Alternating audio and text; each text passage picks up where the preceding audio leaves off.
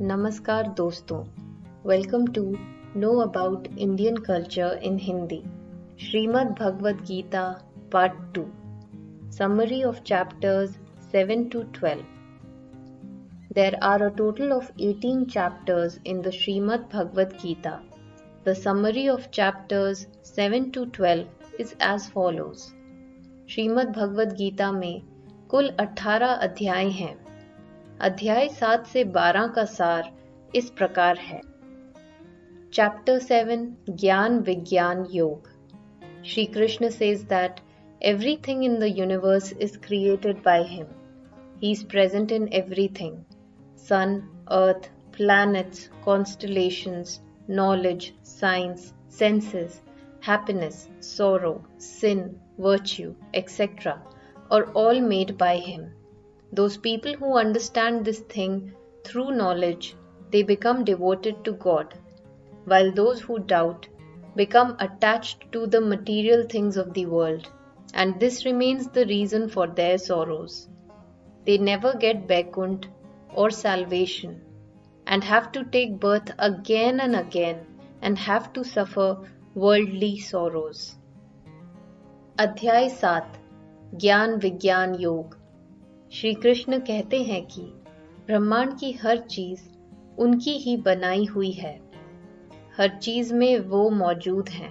सूर्य, धरती, ग्रह, नक्षत्र, तारामंडल, ज्ञान विज्ञान, इंद्रियां, सुख दुख, पाप पुण्य आदि सब उनके बनाए हुए हैं। जो मनुष्य इस बात को ज्ञान के द्वारा समझ जाते हैं वे ईश्वर को समर्पित हो जाते हैं, जबकि जो संदेह करते हैं वे संसार की भौतिक वस्तुओं को समर्पित हो जाते हैं, और यही उनके दुखों का कारण बना रहता है। उन्हें कभी वैकुंठ यानी कि मोक्ष प्राप्त नहीं होता और बार बार मृत्यु लोक में जन्म लेना पड़ता है तथा सांसारिक दुख भोगने पड़ते हैं। चैप्टर 8, अक्षर ब्रह्म योग। In this chapter, Shri Krishna tells Arjun about Brahma and Atma, etc. Krishna says, Aham Brahmasmi. That means, I am Brahma. And since the soul of a person is also a part of God, therefore a person is also Brahma. A person is not able to know these things because his intellect is covered by the veil of illusion. Along with this, Krishna tells that all the other gods and goddesses were also created by him only. Worshipping him is also worshipping Param Brahma, that is Shri Krishna. Shri Krishna gives salvation to those who meditate on him and worship him at the time of death. अध्याय 8, अक्षर ब्रह्म योग। इस अध्याय में श्री कृष्ण अर्जुन को ब्रह्म और आत्मा आदि के बारे में बताते हैं। कृष्ण कहते हैं कि अहम ब्रह्मास्मि, अर्थात मैं ही ब्रह्मा हूँ, और चूंकि मनुष्य की आत्मा भी ईश्वर का ही भाग है, इसलिए मनुष्य भी ब्रह्मा ही है। मनुष्य इन बातों को नहीं जान पाता क्योंकि उसकी बुद्धि पर मोह माया का पर्दा पड़ा रहता है। साथ ही कृष्ण बताते हैं कि बाकी सारे देवी देवता भी कृष्ण द्वारा ही बनाए गए हैं। उनकी पूजा करना भी परम ब्रह्म यानी कि श्री कृष्ण की पूजा करना ही है। मृत्यु के समय जो कृष्ण का ध्यान करते हैं और कृष्ण को भजते हैं, उन्हें वे मोक्ष दे देते हैं। चैप्टर 9, राज विद्या राज गुह्य योग। In this chapter, Shri Krishna tells that the biggest secret is that Krishna is God. He is the one who created the universe. He is present in every particle. It is not in the control of a person to understand him, but by worshipping him, one can attain him. But this devotion should be without any doubt, and in this devotion there should be only love towards Lord Shri Krishna. अध्याय 9, राज विद्या राज गुह्य योग। इस अध्याय में श्री कृष्ण बताते हैं कि सबसे बड़ा राज यही है कि कृष्ण ही ईश्वर हैं। उन्होंने ही सृष्टि का निर्माण किया है, वे ही कण कण में विद्यमान हैं। उन्हें समझ पाना मनुष्य के वश में नहीं है, लेकिन उनकी भक्ति से मनुष्य उन्हें पा सकता है। परंतु ये भक्ति बिना संदेह और संशय के होनी चाहिए और इसमें भगवान श्री कृष्ण के प्रति सिर्फ प्रेम ही प्रेम हो। चैप्टर 10 विभूति योग।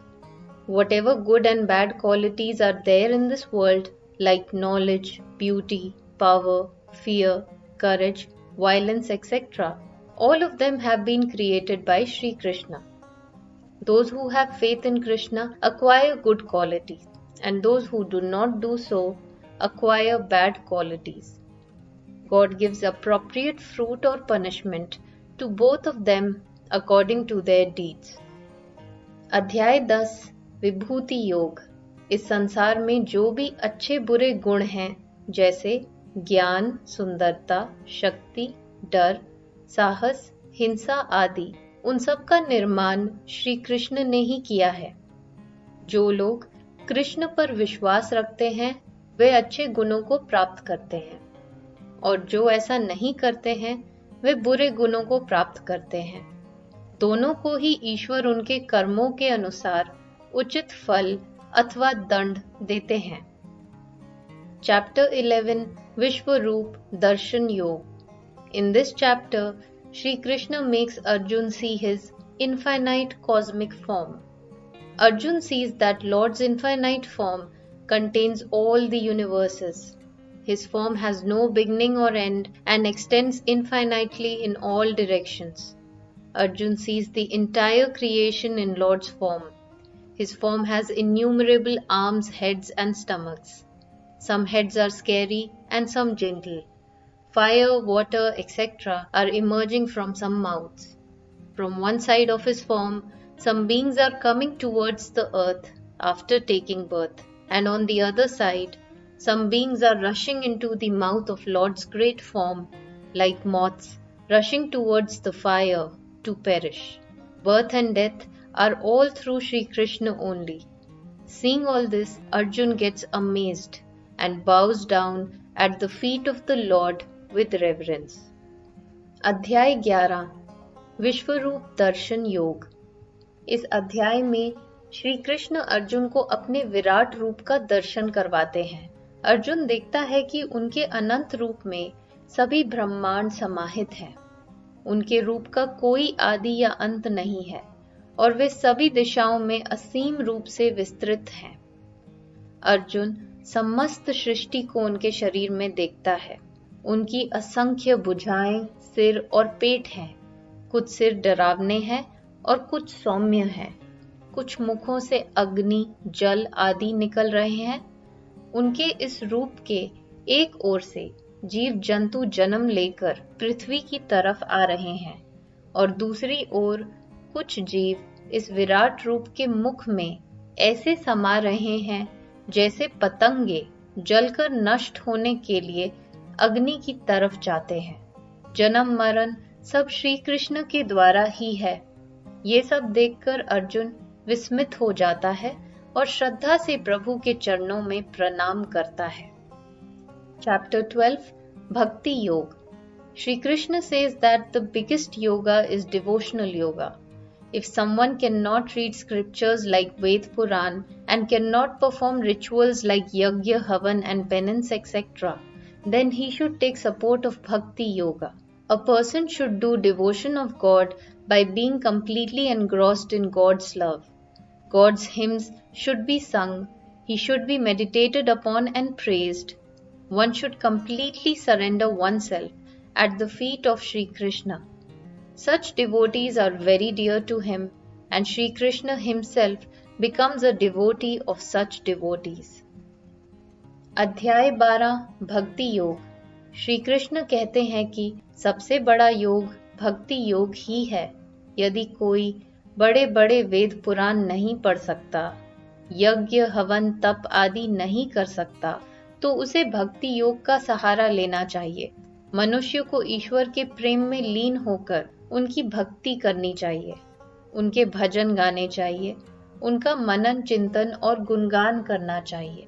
स्वयं को पूरी तरह से श्री कृष्ण के चरणों में समर्पित कर देना चाहिए। ऐसे भक्त श्री कृष्ण को परम प्रिय होते हैं और वे खुद उनके भक्त हो जाते हैं। I hope you liked this video. We will be covering the summaries of chapters 13 to 18 in the next part of this video. I'll see you next time. Thank you.